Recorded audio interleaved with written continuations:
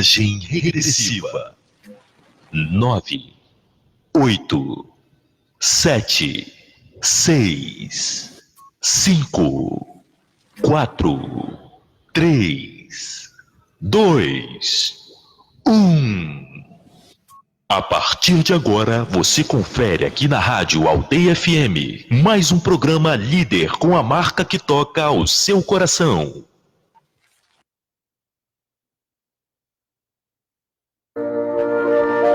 Começa agora Ponto de Encontro, um programa do Monsenhor Guedes.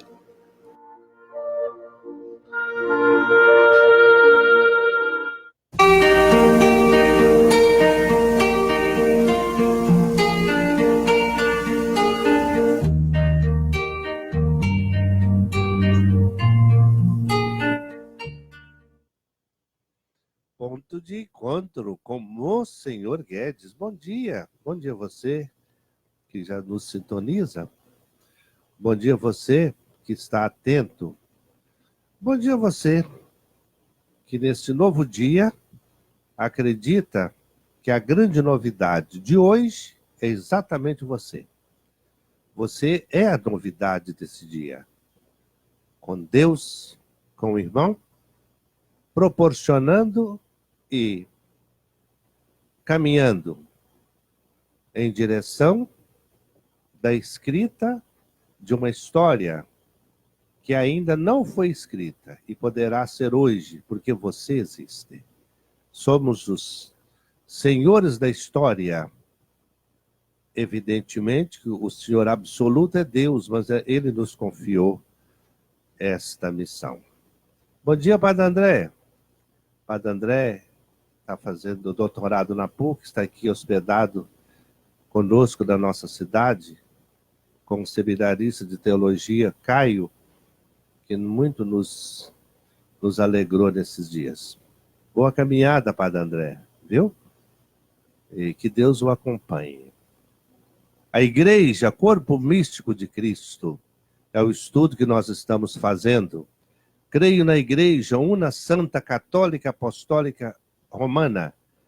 Já demos todos esses fundamentos, já demos todos o seu delineamento, e hoje nós vamos continuar a sua estrutura. Já dissemos também que no início o imperador é que determinava e direcionava a escolha do Papa, sendo os diáconos permanentes os seus eleitores. E é bonito que mesmo com a mão nem sempre caridosa do imperador, os papas todos foram santos. São Pedro, Clemente, Xisto, Cipriano, aqueles nomes que estão na oração eucarística número 1. Aqueles são os nomes dos primeiros papas, todos eles canonizados e quase todos martirizados. Graças a Deus. Nós não somos de uma instituição volúvel. Volúvel poderá ser enquanto olhando com sua face humana, porque a história da Igreja tem duas faces que se realizam, evidentemente, construindo uma só. A face humana, que somos nós, e evidentemente que a face divina. Enquanto humana, a Igreja, com certeza, ela, com as pessoas, através das pessoas, aconteceram deslizes, por que não? Por que não? Mas na pessoa do Papa, quando ele foi eleito, quando ele assumiu o seu pontificado, aí jamais. Aí jamais. Porque não é ele que fala, ele é o transmissor da ordem divina. E tem o Espírito Santo como o mentor, aquele que rege toda essa instituição de origem divina. E você e eu formamos os membros desse grande corpo que tem Jesus como cabeça. E na terra, cabeça visível dessa instituição, que é o Santo Padre. Nós tivemos um caminho bonito durante a novena do padroeiro, que nós fizemos um caminho com Pedro. Nós vimos tudo o que Mateus fala de Pedro, o que Pedro foi no evangelista Mateus, Marcos, Lucas e João. Não conseguimos terminar vendo Pedro nos Atos dos Apóstolos, porque o tempo não foi suficiente, mas foi um caminho muito bonito. Certamente quem lá esteve aproveitou muito. Se alguém não aproveitou, eu aproveitei muito, muito, muito, muito, muito. Graças a Deus, porque eu tive que preparar tudo aquilo e ganhei muito com aquilo. Deus seja louvado. Os anos se passaram e hoje a estrutura da igreja é feita da seguinte maneira. O Vaticano, que tem liberdade estrutural jurídica, é um Estado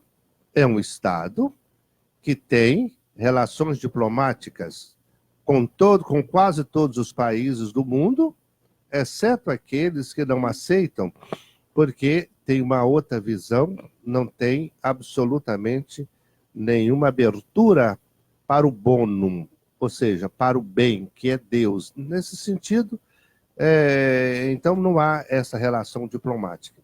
E hoje é bonito que o Papa, ele reside na casa de Santa Marta, onde residem as delegações diplomáticas, aquelas pessoas que moram lá nas diversas embaixadas, tem a casa de Santa Marta como a sua residência, e lá também está o Santo Padre, Papa Francisco. Papa Francisco hoje, ele é o número 266. Então, antes dele, já houve 265 papas pontífices. E ele é o 66º pontífice. Espero ter acertado. Se não, é 266 e estamos conversando. A eleição do Papa, conforme eu já abordei no nosso encontro passado, é claro que os cardeais, hoje são os cardeais que elegem o Papa. Quando eles se reúnem em conclave, o que quer dizer conclave? Conchave. Por que conchave? Porque eles ficam trancados, eles ficam isolados do mundo.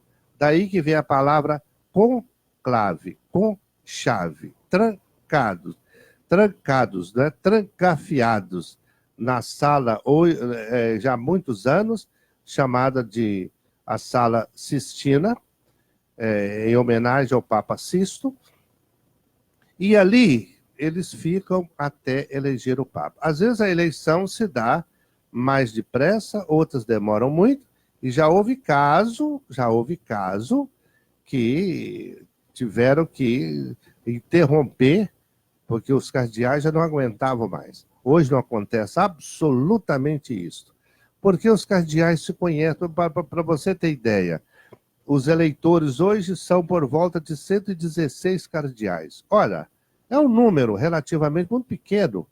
Portanto, dá para se conhecer, com certeza, todos aqueles que são eleitores e candidatos. Com uma ressalva, não precisa ser cardeal para ser eleito Papa.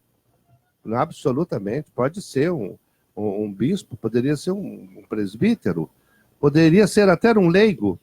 Evidentemente que isso não vai acontecer, mas se fosse, ele teria que ser ordenado padre, evidentemente, ordenado bispo, né, para assumir o pontificado.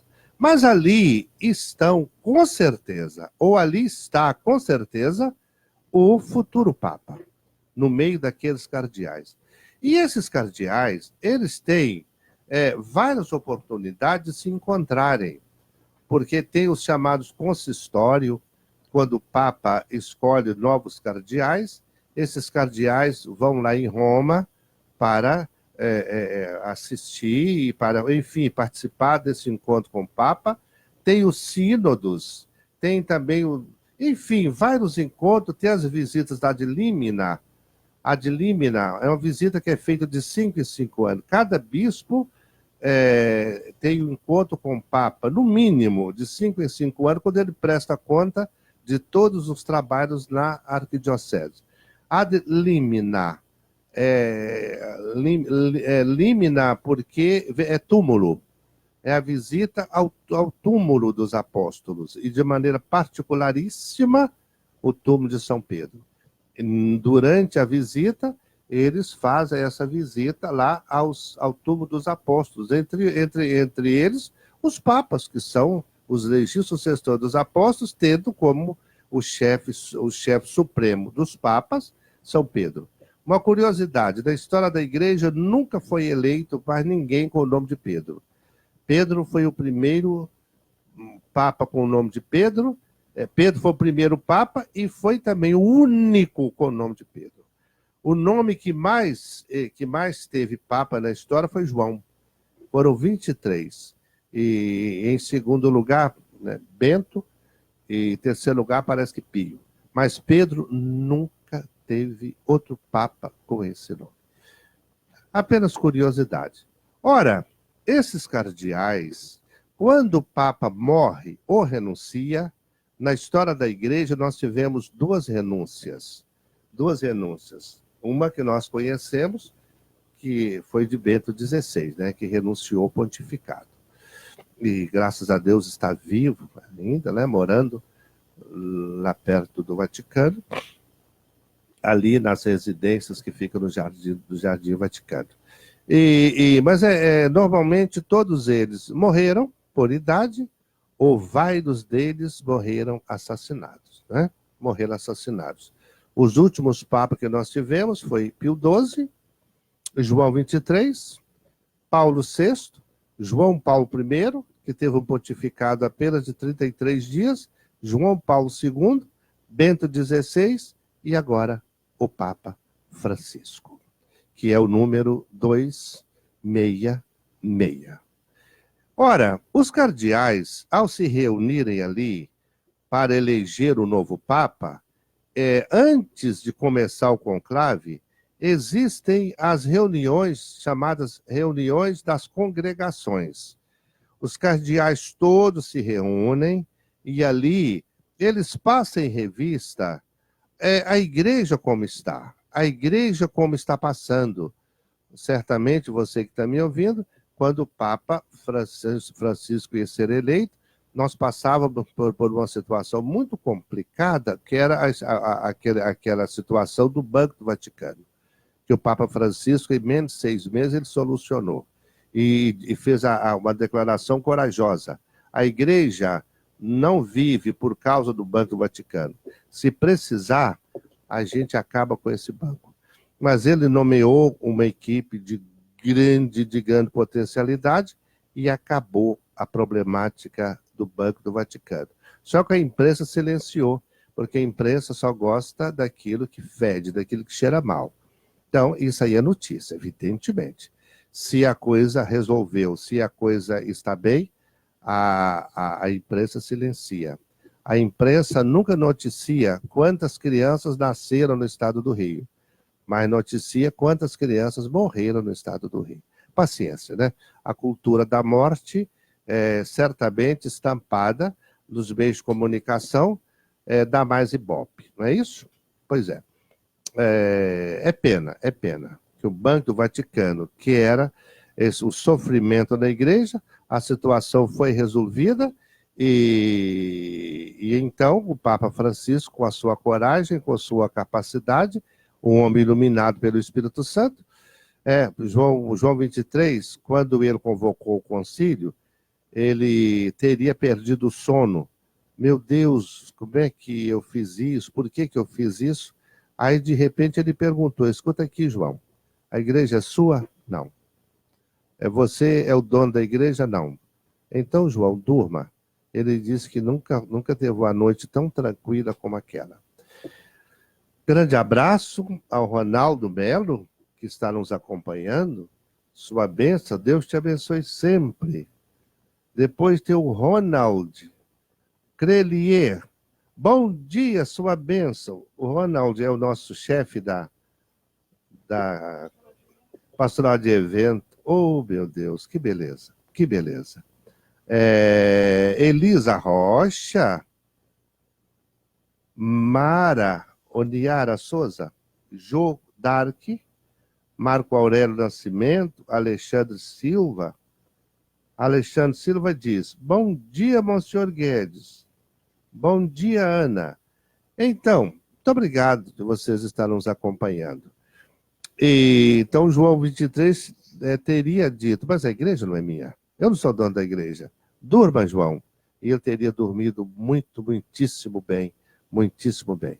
Ora, como os cardeais já se conhecem e ainda tem um período grande antes de começar o conclave, eles conversam, eles podem discutir, eles podem dialogar. Olha, esse cardeal, porque eu falei isso já no outro encontro.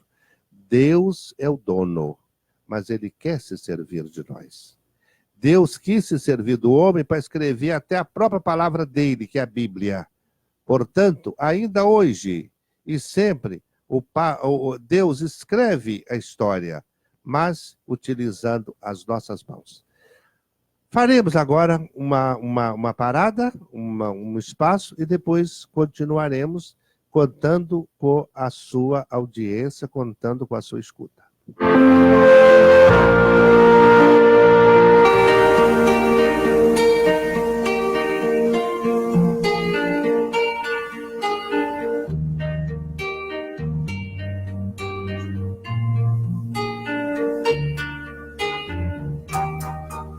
Por causa de um certo reino, estradas eu caminhei, buscando sem ter sossego o reino que eu vislumbrei. Brilhava a estrela d'alva e eu quase sem dormir, buscando este certo reino, a lembrança dele a me perseguir. Buscando este certo reino, a lembrança dele a me perseguir.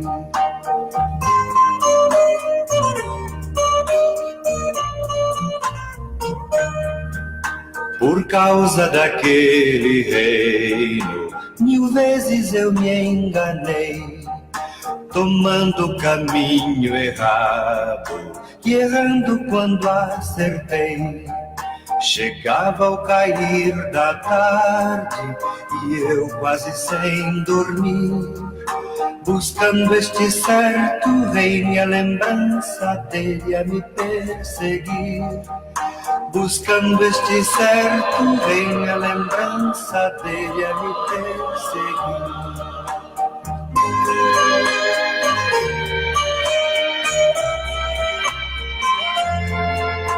Um filho de carpinteiro que veio de Nazaré mostrou-se tão verdadeiro, pôs vida na minha fé. Falava de um novo reino, de flores e de pardais, de gente arrastando a rede que eu tive sede da sua paz. De gente arrastando a rede que eu tive sede da sua paz.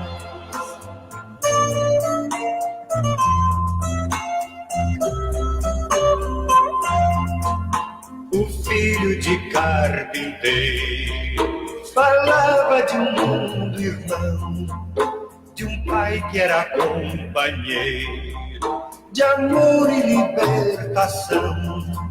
Lançou-me um olhar profundo, gelando meu coração.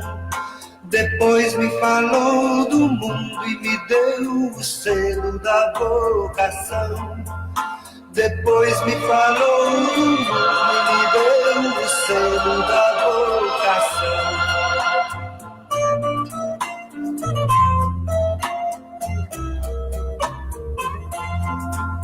Agora quem me conhece pergunta se eu encontrei o reino que eu procurava, se é tudo que eu desejei. E eu digo pensando nele, no meio de vós está o reino que andais buscando, e quem tem amor compreenderá. O reino que andais buscando, e quem tem amor compreenderá.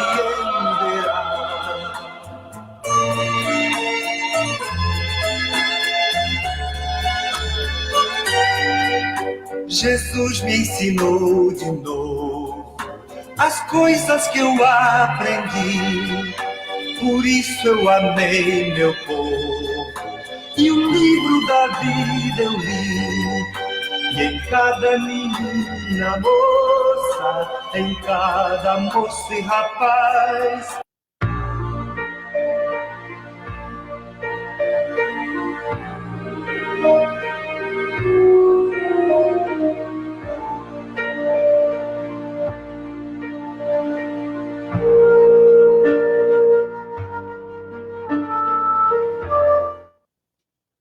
Ponto de encontro com Monsenhor Guedes. E então, caminhando um pouquinho agora com a organização da igreja. Então, os cardeais ali, depois de uma missa com invocação do Espírito Santo, eles entram em conclave. E ali a porta é trancada e eles só vão sair dali depois da eleição do Papa. E ali também, existem alguns momentos, após cada votação, a possibilidade de ainda se conversar entre eles um pouquinho, mas eles estão fora do mundo, estão isolados do mundo. E quando o Papa é eleito, a comunicação é feita lá fora, né, com aquela fumacinha branca, que é extremamente simbólica.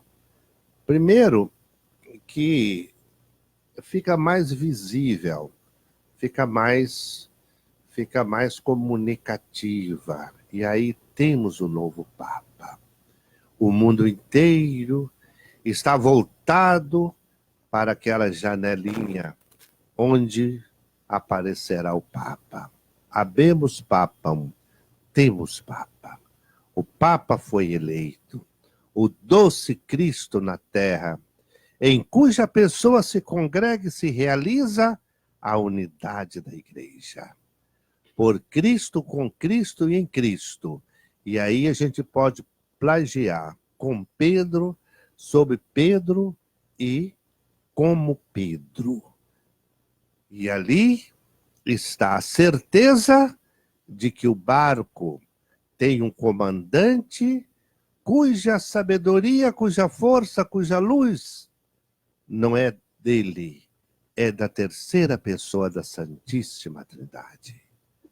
E então, ainda que as ondas do oceano da vida se atirarem contra aquele barco, esse barco não vai rigorosamente, não tem a menor chance de se deteriorar, de desaparecer. Ali está o grande remador, chefe supremo e visível da Igreja Corpo Místico de Cristo. Temos o Papa. Nasce para nós não só uma esperança, mas uma certeza de que, se nascemos para morrer, nós morremos para reviver. A vida eterna está muito bem alicerçada aqui na transitoriedade da vida terrena. Temos o Papa, é Jesus, é o doce Cristo na terra. Seu olhar, sua mão, sua perna, seu coração, sua boca, seu intelecto, tudo direcionado para a Trindade Santa, e naquele homem está, com certeza, a força de poder abrir, a poder da chave, de ligar. É o centro da unidade, é o centro da comunhão. O Papa é aquele que detém no seu ser a epifania da eternidade.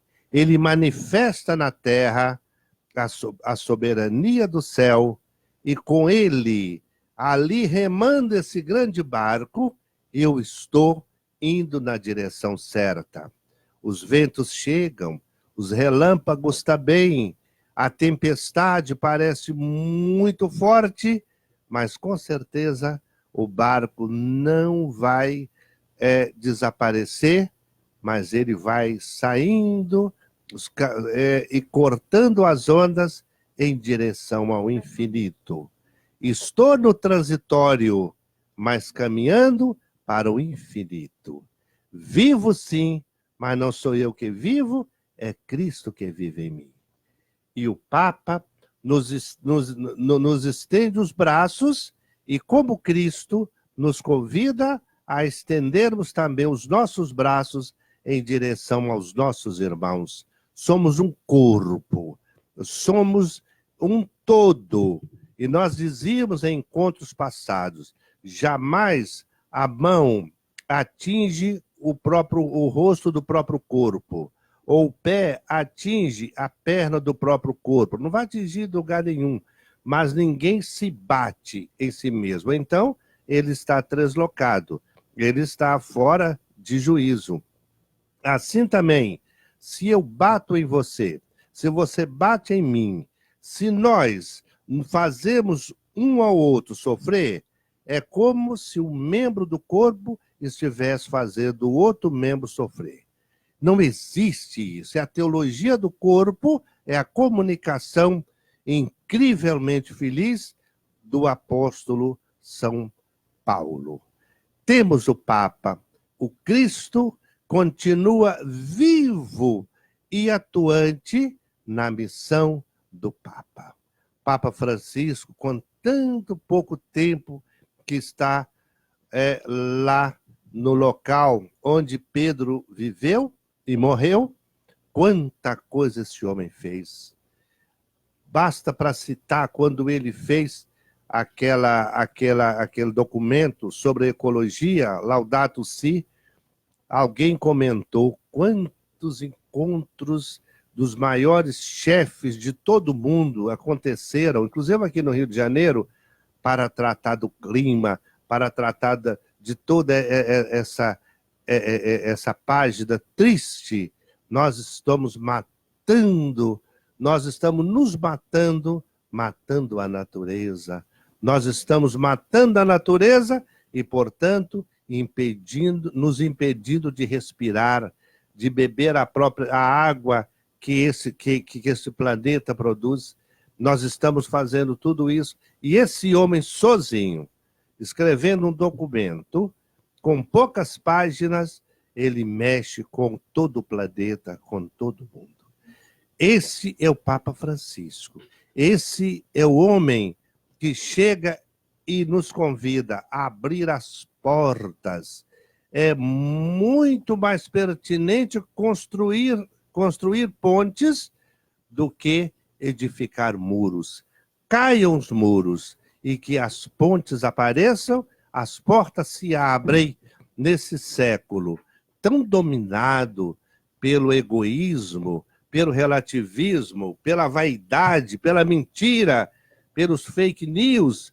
Aí está o sumo pontífice. Temos o Papa, portanto, nós temos o remador do nosso barco. Esse homem, ele é eleito para a primeira votação. Se não conseguir 2/3, não está eleito.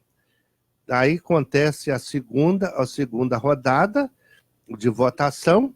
Se conseguir mais de 2/3, o Papa está eleito. E às vezes tem que fazer novas rodadas de votação até que o Santo Papa seja eleito. Nós, na América do Sul, fomos graciados de termos hoje, no lugar de Pedro, uma pessoa do nosso continente. Jamais houve um Papa em toda a história aqui da América do Sul. O nosso cardeal de Buenos Aires, certamente, nem ele pensava que fosse eleito Papa. É claro, ninguém chega lá se candidatando ao pontificado. É claro que não.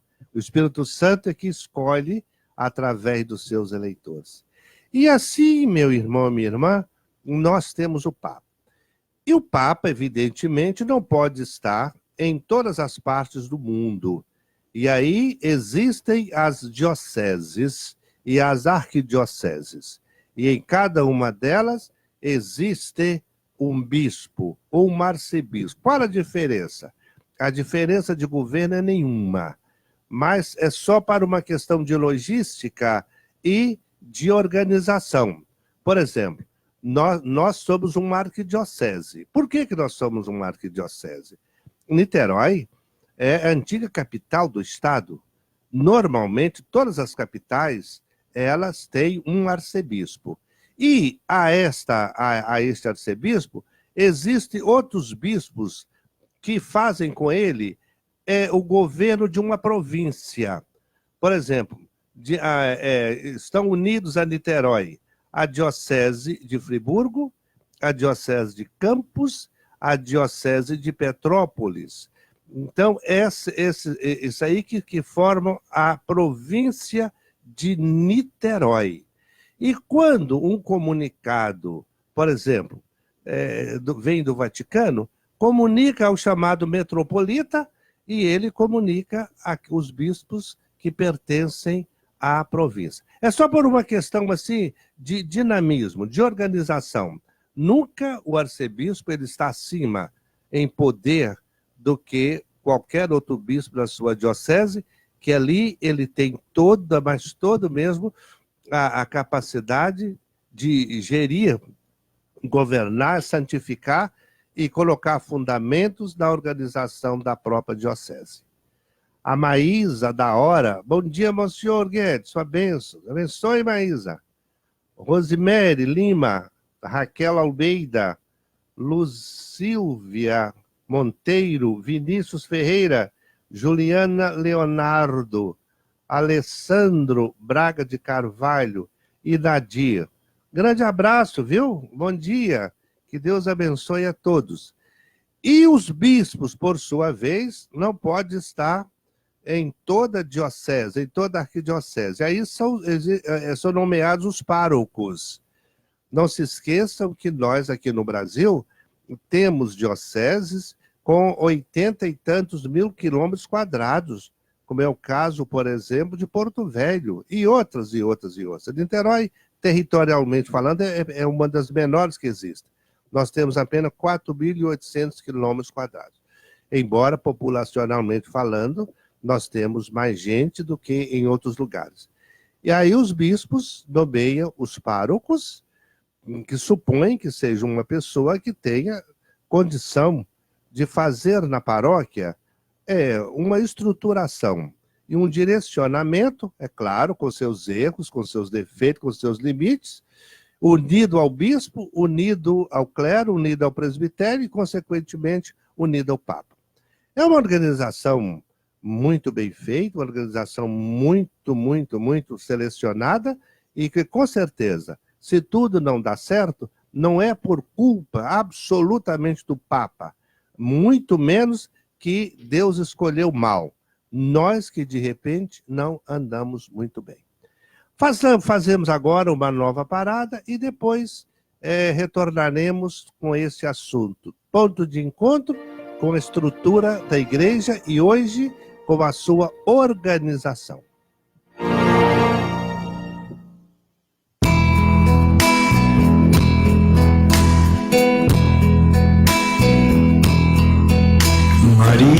de Nazaré, Maria me cativou, fez mais forte a minha fé e por filho me adotou. Às vezes eu paro e fico a pensar, e sem perceber me vejo a rezar, e meu coração se põe a cantar pra Virgem de Nazaré. Menina que Deus amou e escolheu, a mãe de Jesus, o Filho de Deus, Maria que o povo inteiro elegeu, Senhora e Mãe do céu.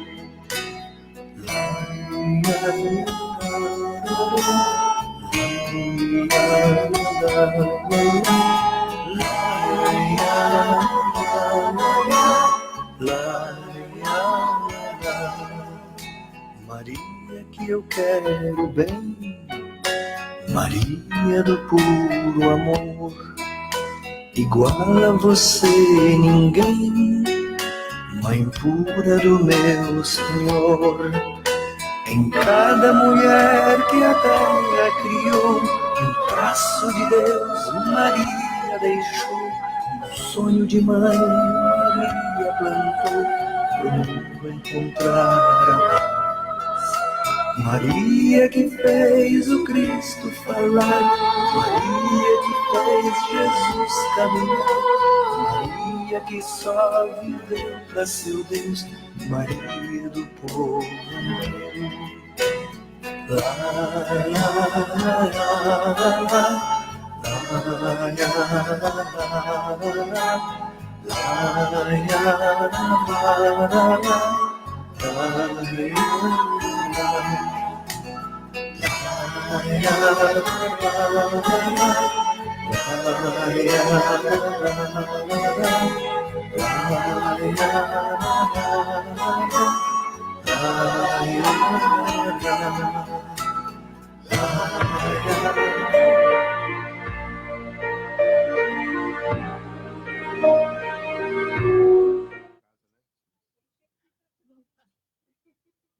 Ponto de encontro com Monsenhor Guedes. Um grande abraço para o Ricardo Tavares, Marinês, Avanilda. Deus abençoe sempre vocês, viu? Então nós vimos que os eleitores do Papa, né, são os cardeais. Isso é dogma de fé? Não. Isso é legislação que pode ser mudada. Certamente não tem necessidade, mas o que eu estou dizendo é que isso aí não é dogma de fé. Dogma de fé. Dogma de fé é infabilidade papal. Na hora que o Papa foi eleito, pronto. E você pergunta como são escolhidos os bispos.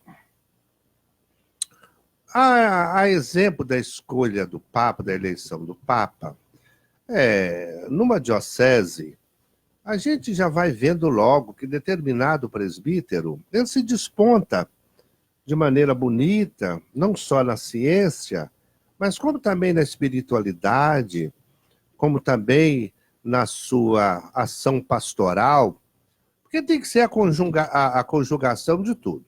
Não é só intelectualidade, não é só espiritualidade, não é só pastoralidade, é o conjunto de tudo.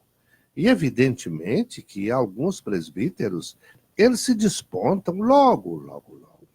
Jeito bom, um homem bom, trabalhador, aberto, que não fica nem preso no passado e nem sonhando com o futuro, mas um homem com o pé no chão.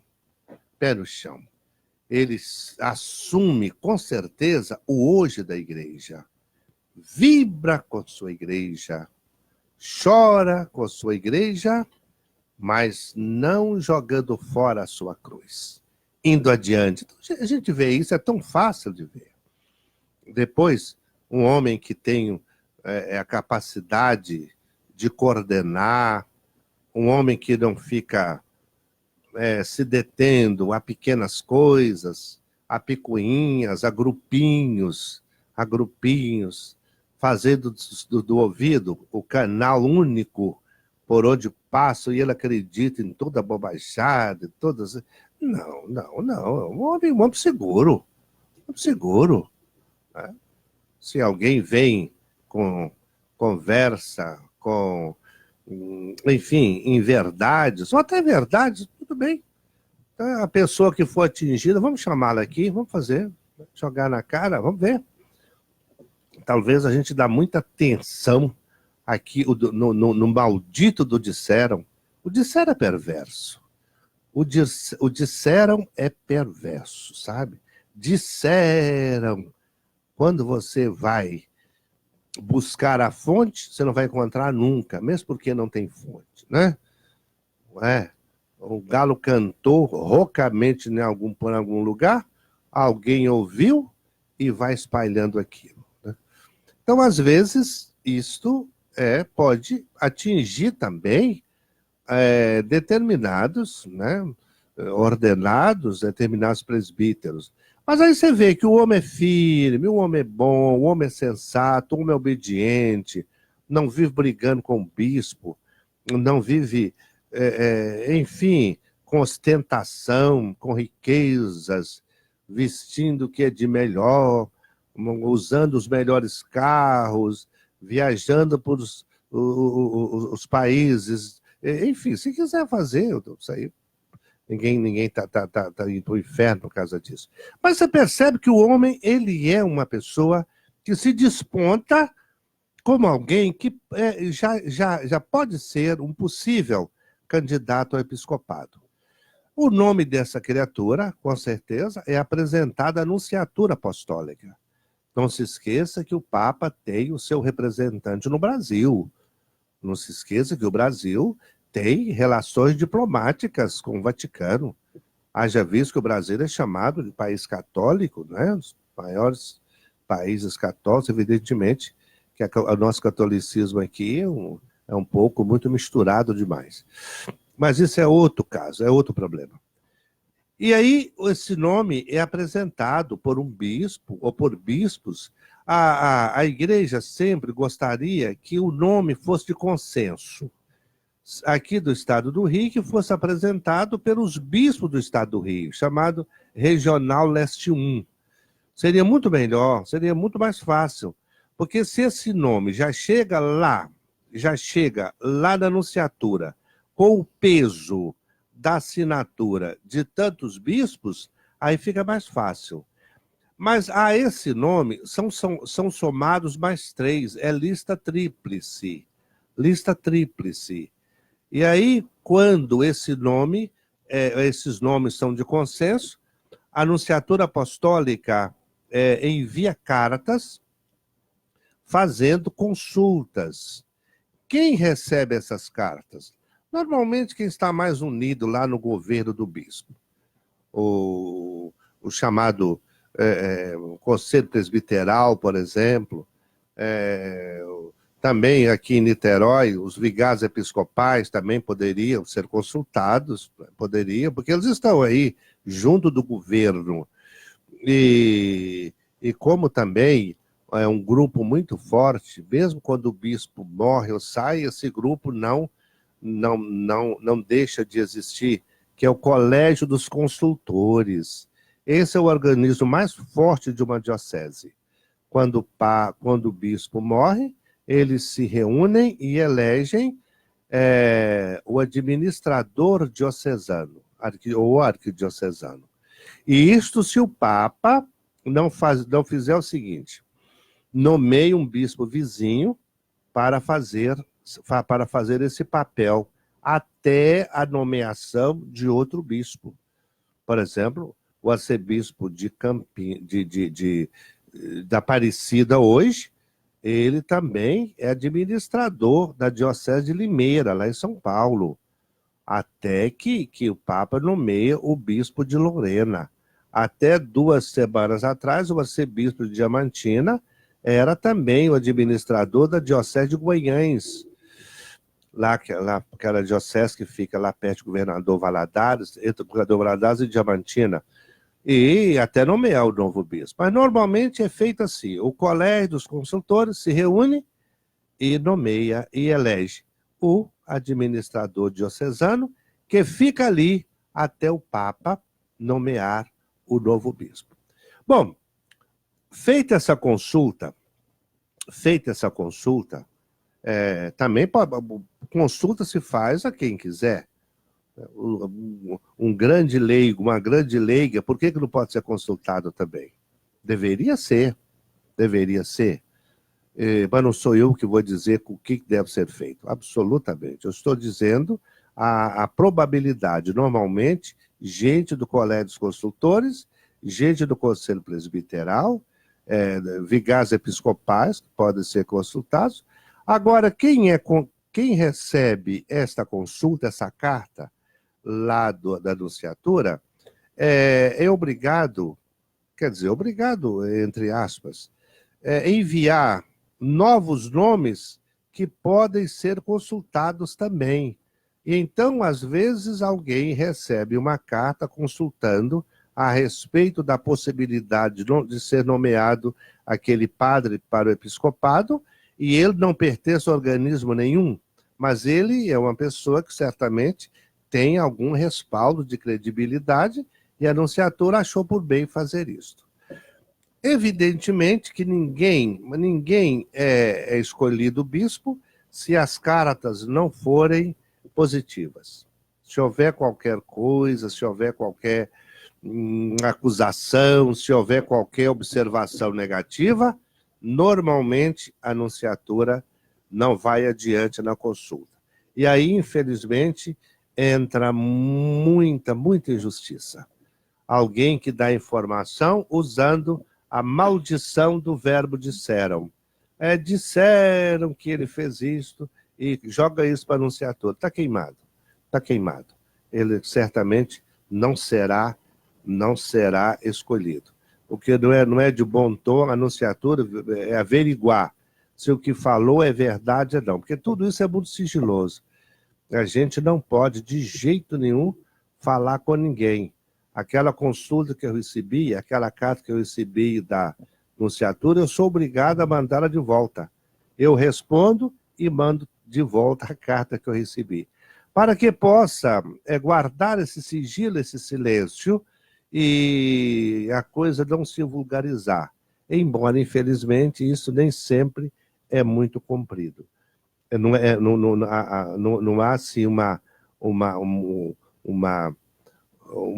verdade muito forte a respeito disso, não. Ou seja, a pessoa recebe e, às vezes, fala com outra pessoa, e aí o segredo, os sigilos é desmontado, e, às vezes, o camarada nem é eleito porque quebrou-se o sigilo. Grande abraço a Maria Inês. Bom dia, abençoado dia. Com as palavras de Jesus através do Monsenhor Guedes no seu programa Ponto de Encontro. Obrigado, Maria Inês. Então, assim, mas aí o sujeito, a consulta foi positiva, a consulta, então ele passou na consulta.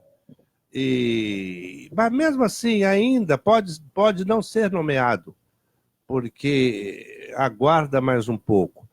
E quando tem uma diocese para receber o novo bispo, aí vai ver o seguinte: além desse padre ter condição de ser bispo, mas ele tem o perfil daquela diocese, talvez não seria de bom tom mandar uma pessoa do sul do país, que nasceu ali, cresceu ali, viveu ali, tem toda uma cultura do sul, ser bispo lá no norte do país.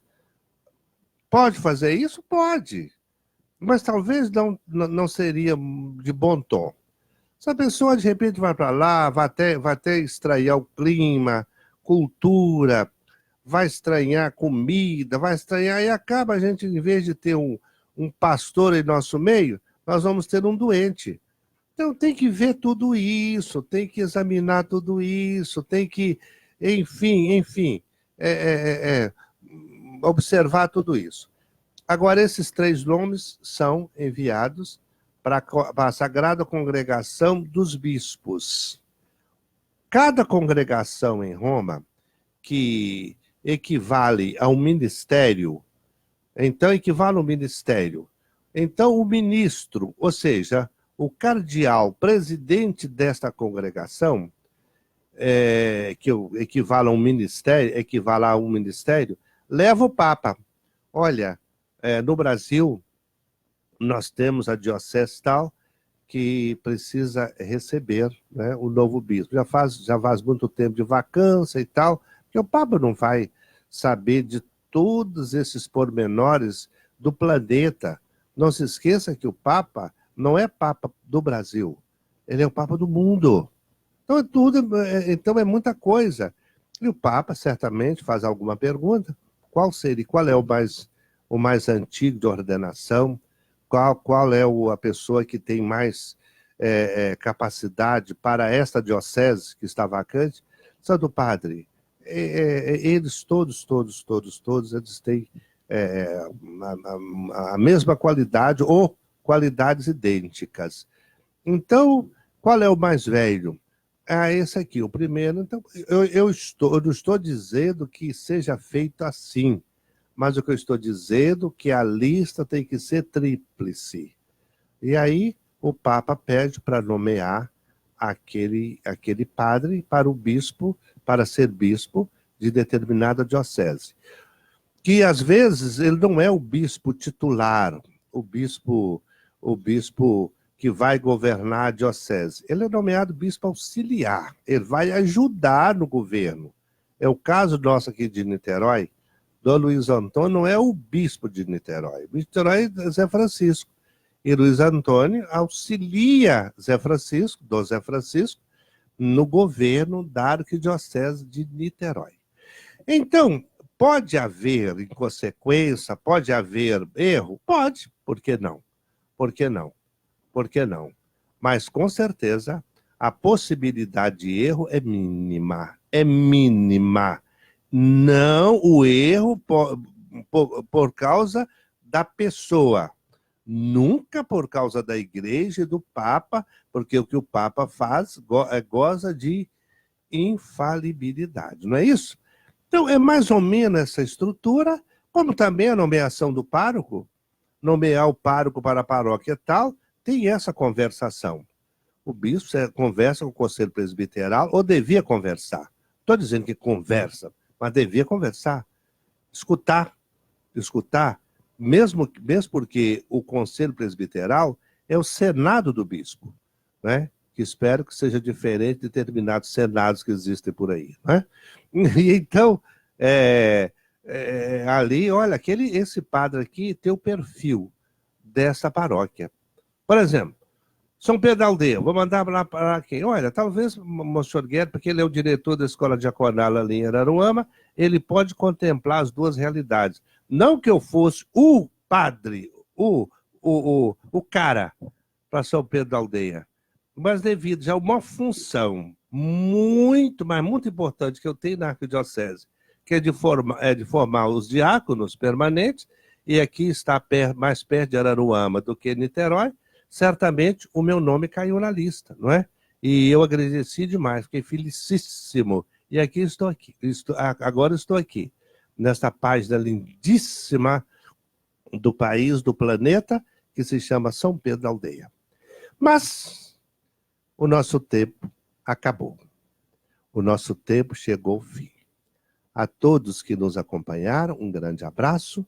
Peço a você que me acompanha as suas orações, porque hoje eu vou para o Rio de Janeiro, a paróquia de São Francisco de Paula, lá na Barra. Eu vou dar um curso de liturgia em todos os sábados de julho. De modo que, agora que os alunos da Escola Diaconal estarão de férias, eu não estarei aqui por estar na escola, mas por estar no Rio de Janeiro. E como é um pouquinho longe, e o curso começa cedo, toda sexta-feira à tarde, eu devo ir para lá. Conto com as suas orações para que a minha presença lá não seja apenas mais uma presença, mas que possa trazer algo de positivo para aquela comunidade São Francisco de Paula, lá no Rio de Janeiro. Muito obrigado e que desça sobre você, sua família, sobre todos os seus projetos e afazeres, a bênção de Deus Todo-Poderoso, Pai, Filho e Espírito Santo. Amém.